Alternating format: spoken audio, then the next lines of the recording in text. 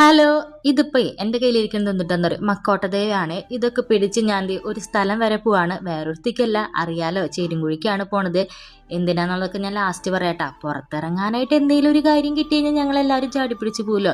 ഈച്ചുവിൻ്റെ മുഖം എങ്ങനെ ഇരിക്കേണ്ടത് എന്താണെന്ന് വെച്ചിട്ടുണ്ടെങ്കിൽ അവളെ മുന്നിലിരുത്തില്ല കേട്ടാ. അപ്പോൾ ഫസ്റ്റ് ഞങ്ങൾ പോയത് ഒരു മട്ടിത്തോട്ടം ഉണ്ടെന്ന് പറഞ്ഞില്ലേ. ഞാൻ ഫസ്റ്റ് തന്നെ യൂട്യൂബിൽ എന്താ പറയുക ആദ്യത്തെ വീഡിയോ ഇട്ടപ്പോൾ ഈ മട്ടിത്തോട്ടം കാണിച്ചിട്ടൊക്കെ ആയിരുന്നിട്ട് ഞാൻ വീഡിയോ ഇട്ടുണ്ടായിരുന്നത്. അപ്പോൾ അവിടെ പുല്ലടിച്ചെന്ന് പറഞ്ഞപ്പോൾ ചേട്ടായി അത് കാണാൻ പോയപ്പോൾ ഞങ്ങൾ അതൊക്കെ കണ്ട് അത്യാവശ്യം നന്നായി വലുതായിട്ടാ. ഈച്ചുവിൻ്റെ പ്രായമാണ്.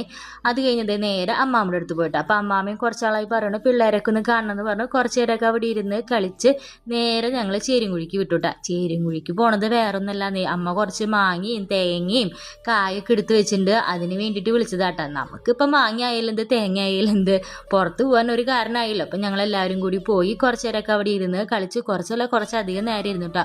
അപ്പോൾ പപ്പ പിള്ളേരെ കണ്ടപ്പോഴത്തേനും ഐസ്ക്രീമൊക്കെ മേടിച്ചുകൊണ്ട് വന്നു. ഞാനപ്പോഴത്തേനും ഐസ്ക്രീം കൊണ്ട് നേരെ നമ്മുടെ കാറ്റത്തെ കിളിക്കൂട് കാണാൻ പോയിട്ടാ.